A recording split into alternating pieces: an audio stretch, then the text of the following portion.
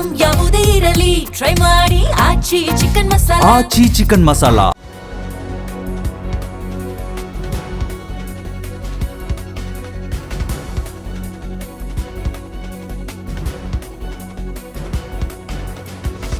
Kadugodi police ಠಾಣಾ ವ್ಯಾಪ್ತಿಯಲ್ಲಿ ನಡೆದಿದ್ದ ವೆನಿಲಾ ಅನ್ನೋ ಮಗುವಿನ ನಿಗೂಢ ಕೊಲೆ ಪ್ರಕರಣ ಇದೀಗ ಸ್ಫೋಟಕ ತಿರುವು ಪಡೆದುಕೊಂಡಿದೆ.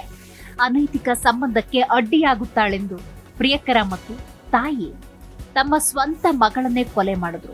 ಇದೀಗ ಈ ಸಂಬಂಧ ತನಿಖೆ ನಡೀತಾ ಇದ್ದು ದಿನಕ್ಕೊಂದು ವಿಚಾರ ಈ ಕೊಲೆಯಲ್ಲಿ ಹೊರಬರ್ತಾ ಇದೆ.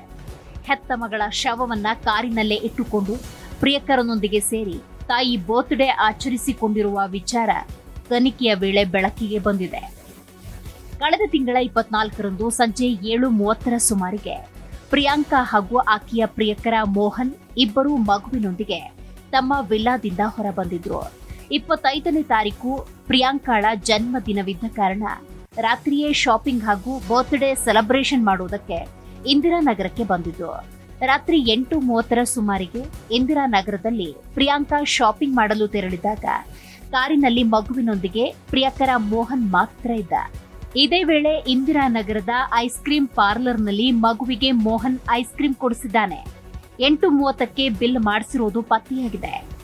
ಐಸ್ ಕ್ರೀಂ ತಿಂದ ಕೇವಲ ಅರ್ಧ ಗಂಟೆಯಲ್ಲೇ ಕಾರಿನೊಳಗೆ ಮಗುವಿನ ಕೊಲೆ ನಡೆದಿದೆ. ಐಸ್ ಕ್ರೀಂ ಬೇಕೇ ಬೇಕು ಎಂದು ಮಗು ಹಠ ಮಾಡಿದ್ದಕ್ಕೆ ಆರೋಪಿ ಮೋಹನ್ ಮೊದಲು ಹೊಟ್ಟೆಯ ಭಾಗಕ್ಕೆ ಒದ್ದಿದ್ದಾನೆ. ಬಳಿಕ ಕೈಯಿಂದ ಮಗುವಿನ ಉಸಿರುಗಟ್ಟಿಸಿ ಕೊಲೆ ಮಾಡಲು ಯತ್ನಿಸಿದ್ದಾನೆ. ಅದು ಸಾಧ್ಯವಾಗದಿದ್ದಾಗ ಕಾರಿನಲ್ಲಿದ್ದ ದಿಂಬನ್ನ ಬಳಸಿ ಮಗುವನ್ನ ಉಸಿರುಗಟ್ಟಿಸಿ ಕ್ರೂರವಾಗಿ ಕೊಂದಿದ್ದಾನೆ ಅಂತ ಶಂಕಿಸಲಾಗಿದೆ. ಮಗುವಿನ ಮರಣೋತ್ತರ ಪರೀಕ್ಷೆಯ ವರದಿಯಲ್ಲಿ ಮಗುವಿನ ಹೊಟ್ಟೆಯಲ್ಲಿ ಐಸ್ ಕ್ರೀಂ ಅಂಶಗಳಿರುವುದು ಪತ್ತೆಯಾಗಿದೆ. ಶಾಪಿಂಗ್ ಮುಗಿಸಿ ಪ್ರಿಯಾಂಕಾ ಕಾರಿನ ಬಳಿ ಬಂದಾಗ ಆಕೆಗೆ ಮಗು ಸಾವಿಗೀಡಾಗಿರುವ ವಿಷಯ ತಿಳಿದಿದೆ. ಆದರೆ ಹೆತ್ತ ಮಗಳು ಶವವಾಗಿ ಬಿದ್ದಿದ್ರು ಆ ಕಲ್ಲೆದೆಯ ತಾಯಿಯ ಮನಸ್ಸು ಕರಗಲಿಲ್ಲ. ಅಲ್ಲಿಂದ ರಾತ್ರಿ 9 ಗಂಟೆಗೆ ಇಬ್ಬರು ಕಾರಿನಲ್ಲಿ ಮಗುವಿನ ಶವ ಇಟ್ಟುಕೊಂಡೇ ಕೋಲಾರದತ್ತ ಪ್ರಯಾಣ ಬೆಳೆಸಿದ್ದಾರೆ. ಕೋಲಾರದ ಕೆಫೆ ಕಾಫಿ ಡೇಯಲ್ಲಿ ಪ್ರಿಯಾಂಕಾ ತನ್ನ ಪ್ರಿಯಕರನೊಂದಿಗೆ ಸೇರಿ ಅತ್ಯಂತ ಸಡಗರದಿಂದ ಹುಟ್ಟುಹಬ್ಬ ಆಚರಿಸಿಕೊಂಡಿದ್ದಾಳೆ. ರಾತ್ರಿ 1 ಗಂಟೆಯವರೆಗೂ ಬರ್ತ್ಡೇ ಸೆಲೆಬ್ರೇಷನ್ ಮುಗಿಸಿ ತಡರಾತ್ರಿ 2:30 ಸುಮಾರಿಗೆ ವಾಪಸ್ ವಿಲ್ಲಾಗೆ ಬಂದಿದ್ದಾರೆ.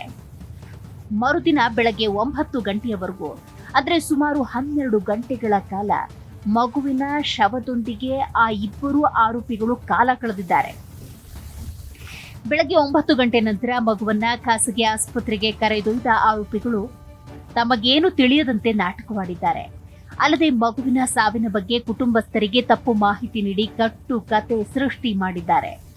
ಆರಂಭದಲ್ಲಿ ಸ್ಥಳೀಯ ಪೊಲೀಸರು ಈ ಪ್ರಕರಣವನ್ನ ಸರಿಯಾಗಿ ತನಿಖೆ ನಡೆಸದ ಕಾರಣ ಮಗುವಿನ ತಂದೆ ಪ್ರವೀಣ್ ಲೋಕಾಯುಕ್ತ ಐಜಿಪಿ ಸುಬ್ರಹ್ಮಣ್ಯೇಶ್ವರ ರಾವ್ ಅವರಿಗೆ ಅಧಿಕೃತವಾಗಿ ದೂರು ಕೊಡ್ತಾರೆ.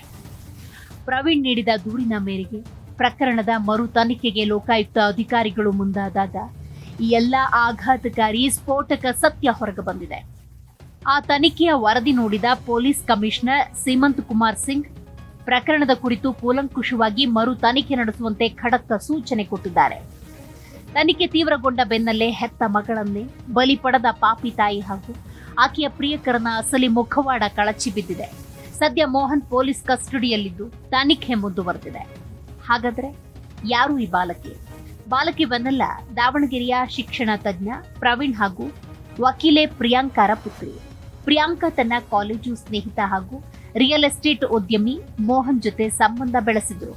ಈ ಹಿನ್ನೆಲೆ ಪತಿಯಿಂದ ದೂರವಾಗಿ ಬೆಂಗಳೂರಿನ ಪೂರ್ವ ಭಾಗದ ಐಷಾರಾಮಿ ವಿಲ್ಲಾದಲ್ಲಿ ಆತನೊಂದಿಗೆ ಲಿವ್ ಇನ್ ರಿಲೇಶನ್ಶಿಪ್ನಲ್ಲಿ ಇದ್ರು ಎನ್ನಲಾಗಿದೆ. ಇನ್ನು ಮೋಹನ್ಗೂ ಮದುವೆಯಾಗಿತ್ತು. ಆರೋಪಿ ಮೋಹನ್ಗೆ ಈಗಾಗಲೇ ಮದುವೆಯಾಗಿದ್ದು ಇಬ್ಬರು ಮಕ್ಕಳಿದ್ದಾರೆ. ಆದರೆ ತನ್ನ ಕುಟುಂಬವನ್ನ ತೊರೆದು ಆತ ಪ್ರಿಯಾಂಕಾ ಜೊತೆ ವಾಸಿಸ್ತಾ ಇದ್ದ. ಪ್ರಿಯಾಂಕಾ ತನ್ನ ಪತಿ ಪ್ರವೀಣ್ಗೆ ವಿಚ್ಛೇದನ ಪತ್ರಕ್ಕೆ ಸಹಿ ಹಾಕುವಂತೆ ಬೆದರಿಕೆ ಹಾಕಿದ್ಲು ಎನ್ನಲಾಗಿದೆ.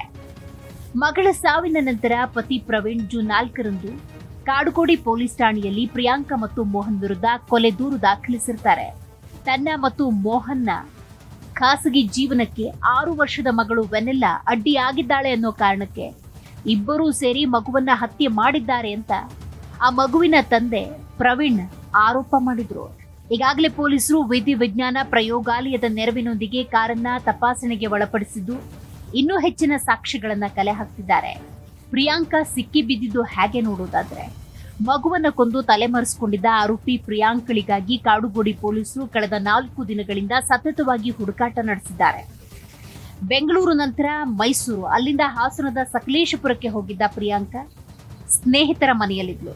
ಕೊನೆಗೂ ಪ್ರಿಯಾಂಕಳ ಜಾಡು ಪತ್ತೆ ಹಚ್ಚಿದ ಪೊಲೀಸರು ಸಕಲೇಶಪುರದಲ್ಲಿ ಆಕೆಯನ್ನ ಬಂಧಿಸಿ ಬೆಂಗಳೂರಿಗೆ ಕರೆತಂದಿದ್ದಾರೆ.